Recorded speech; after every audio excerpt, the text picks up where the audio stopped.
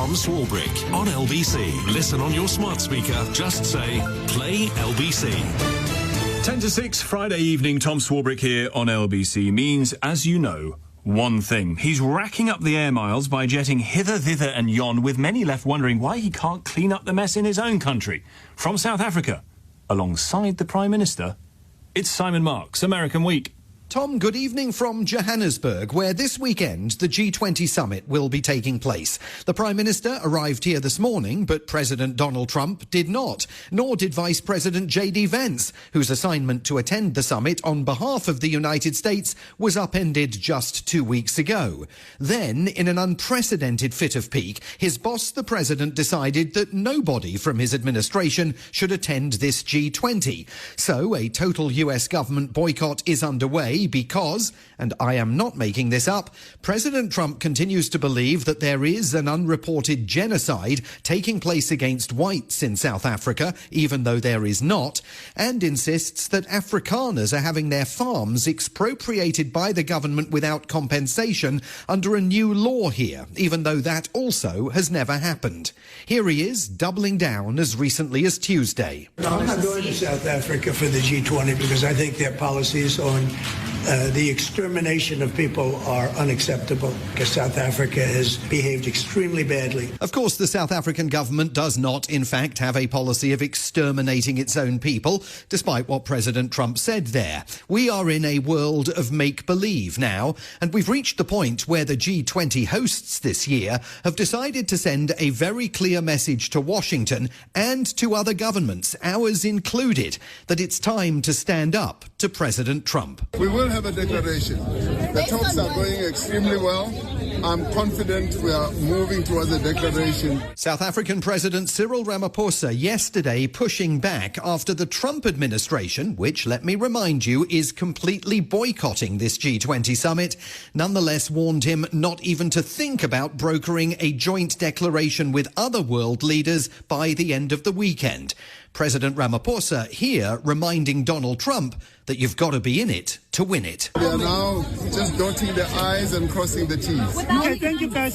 Well, without the United States, the whole process of the G20 is moving forward. You will not be bullied. We will not agree to be bullied. Thank you. South Africa has come to the conclusion that for the next 3 years at least, it now has nothing to lose. Since January, Trump has incinerated the bilateral relationship between Washington and Pretoria.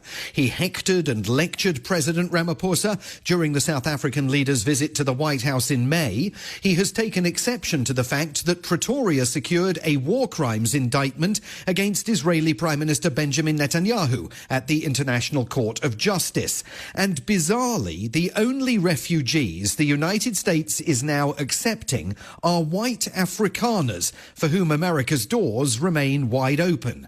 Little wonder that the country's Foreign Minister Ronald Lamola, this week in an interview with CNN, went so far as to accuse the American president of being a white supremacist. You think Trump is pursuing a white supremacist agenda? Yes, I think so. With the program to take the white Afrikaners from South Africa, it's a clear program to back up the issue of white supremacy. And when you look at the Geneva Convention, they don't fit the definition of a refugee. Here in Johannesburg, China is now moving in and occupying the void left in America's wake. Their cars are selling like hotcakes across South Africa.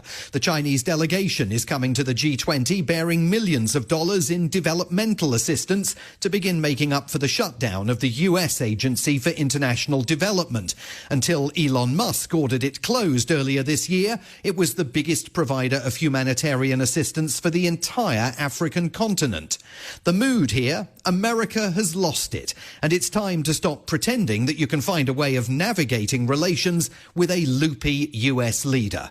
Unless, of course, you are Mohammed bin Salman, the Crown Prince of Saudi Arabia. I believe, Mr. President, today and tomorrow we're going to announce that we are going to increase that $600 billion to almost $1 trillion investment. On Tuesday, the man the CIA accuses of personally authorizing the 2018 murder and dismemberment of Saudi-American journalist Jamal Khashoggi was welcomed to the White House by an American president who could not have been more fawning and defensive of his very controversial guest. Now you're saying to me now that the 600 billion will be 1 trillion. Definitely. I like that very much. I want to just tell you what an honor it is to be your friend, and I very much appreciate the investment of now $1 trillion, okay?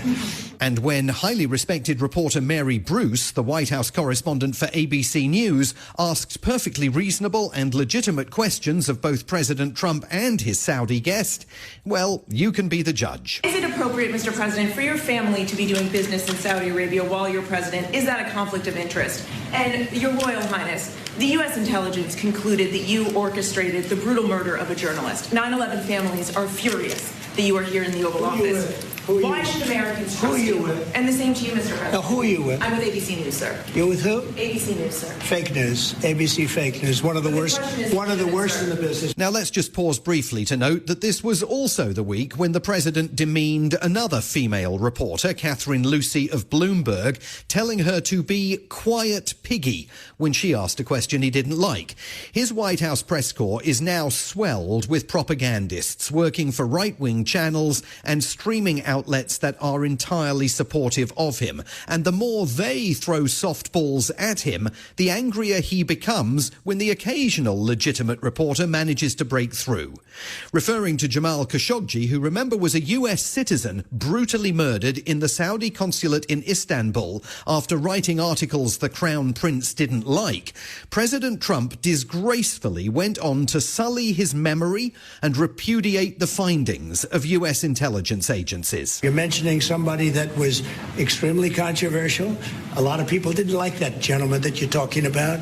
Whether you like him or didn't like him, things happen. But he knew nothing about it, and we can leave it at that. You don't have to embarrass our guest by asking a question like that. Just you ask, Mr. President, if you allow me to answer. About the journalists, it's really painful to hear, anyone that been losing his life for, no real purpose or nothing illegal way, and it's been painful for us in Saudi Arabia. We've did all the right steps, and we've improved our system to be sure that nothing happened like that, and it's painful and it's a huge mistake, and we are doing our best that this doesn't happen again. Bit uncomfortable, that, for President Trump. Unlike US intelligence, he says Mohammed bin Salman had nothing to do with the chopping into pieces of Mr. Khashoggi. But the Crown Prince himself then said it was all a big mistake and he's taken steps to make sure it can never happen again. Talk about mixed messaging. Yesterday, President Trump himself appeared to endorse acts of political violence against his opponents.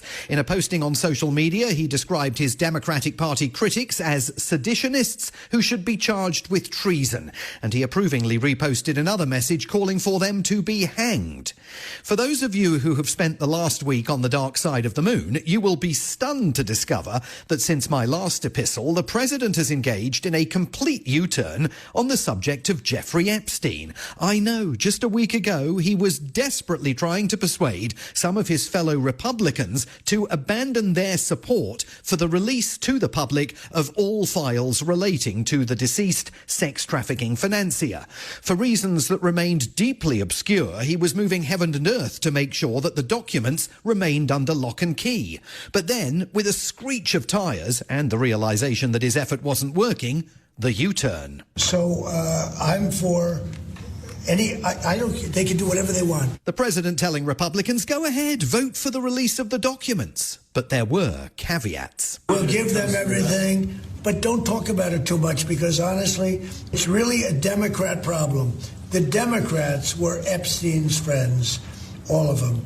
And it's a hoax. The whole thing is a hoax. Now, just to clarify, in case you're confused, it's all a hoax, except for the bits that refer to the Democrats. All the stuff about former President Bill Clinton and former Treasury Secretary Larry Summers, who this week emulated Peter Mandelson's fall from grace, all of that stuff you can believe. But in the event that any documents, or heaven forfend, pictures of Donald Trump turn up in the files, they are all fake and concocted. But actually, don't worry about it, because Pam Bondi Bondi, Trump's lapdog attorney general, is going to make sure that you never see any document that incriminates her boss, the president. We will continue to follow the law with maximum transparency while protecting victims. You could drive a truck through the holes in that statement, as she indicated moments later, when suddenly she started talking rather unconvincingly about some new information that might actually prevent her from releasing the files. Information that has come for information. There's information that new information, additional information, and again, we will continue to follow the law, to investigate any leads. If there are any victims, we encourage all victims to come forward, and we will continue to provide maximum transparency under the law. Maximum transparency, eh? We'll believe it when we see it. And many members of President Trump's Make America Great Again faithful aren't buying it for a second. They still think, with some justification, that a massive White House cover-up is still firmly underway. Well, this weekend, the Prime Minister will be here at the vast Nasrec Expo Centre on the outskirts of Johannesburg with one big question for him ahead. Will he support the South African president's efforts to deny President Trump the right to condition the outcome of a summit from which the US leader has withdrawn? Or will he risk a breach in his personal relationship with the American president, Tom, by backing a summit declaration that is anathema to the White House? From Johannesburg, Simon Marks, American Week.